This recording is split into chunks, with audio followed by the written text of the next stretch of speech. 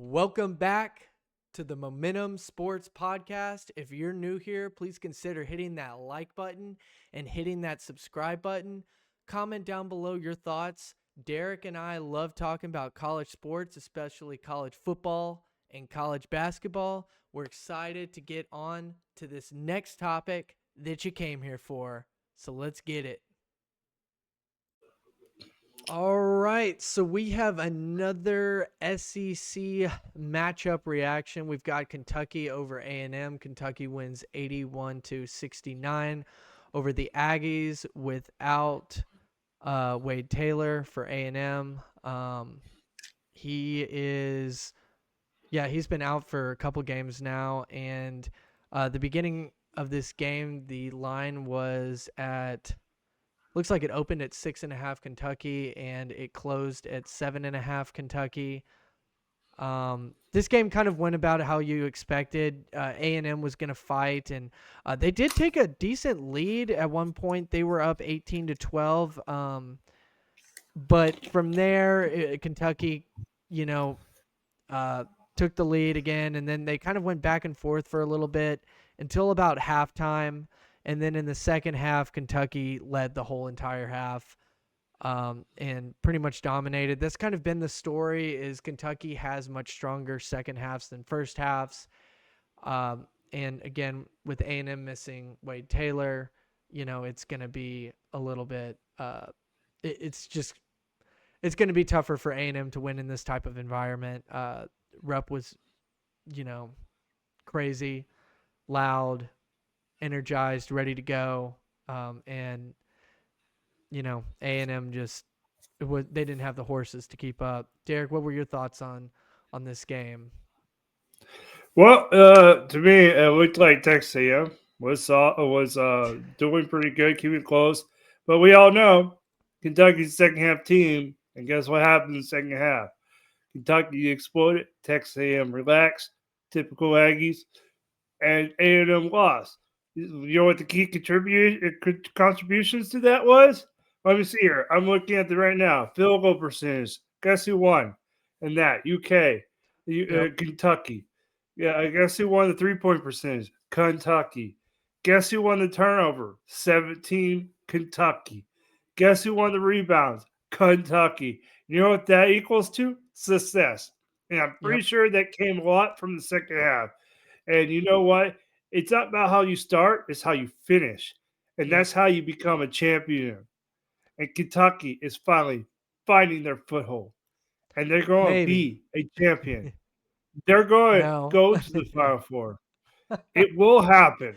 Easy now, They're Derek. just finding their footing, and they found it.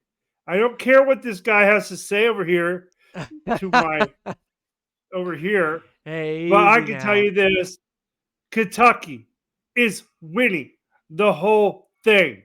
It happens. Who gets hot at the right time, and that will be Kentucky. That is my take right there, Ross. Um, mm, I don't know. Kentucky did play pretty good defense in this one. They did hold A&M down from their average, it looks like. I actually don't have A&M scoring average Yeah, on but you know here. what? It tells you this. It's not about their scoring average. It's not about who they're who's hurt. It's about what you can do when you're in this position. Who's going to fight? Yeah, I will say this is one thing that is a little bit of a red flag with Kentucky is whenever they play hard-nosed defensive teams, and A&M is one of those, they struggle. So at home, that's one thing. I would like to see Kentucky go to A&M and win, to really solidify that, hey, these guys can compete with defensive competitive teams, because when Kentucky's offense gets shut down, their whole team gets shut down. Everything gets shut down. They are very reliant on their offense. Their Mm-hmm. 3 losses are to unranked opponents. Losing to Clemson by 4 because Clemson was able to shut down their offense. and only allow them 64 or 66 points. Ohio State only allowed them 65 points. In Georgia, 69. So Kentucky in all three of their losses could not get to 70 points. And when they can't get to 70 points, it's not good because they allowed the other team to get more than 70 points.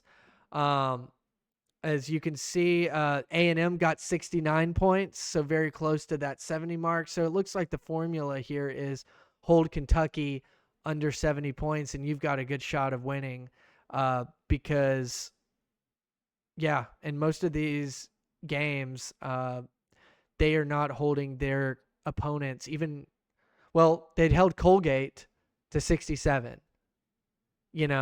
Gonzaga put up 89.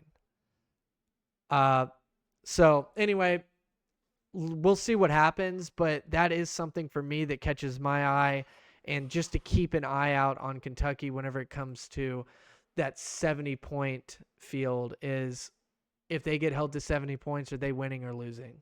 So, but we'll just have to wait and see what happens. And let's see who's their next matchup. They've probably got a big one. So they're playing Bama. They are hosting Bama next on the 18th. That will be interesting. Bama's coming off of a loss at home to Ole Miss, which we also did a video on. So you guys should definitely check out that reaction as well. But that will be High really tide. interesting. Yes. Derek gave Alabama hell in the last video. So really excited to see these upcoming matchups, upcoming games, and we'll see you guys in the next episode. Thank you guys so much for watching. If you got this far, please consider hitting that like button and commenting down below with your thoughts. We'll see you guys in the next video.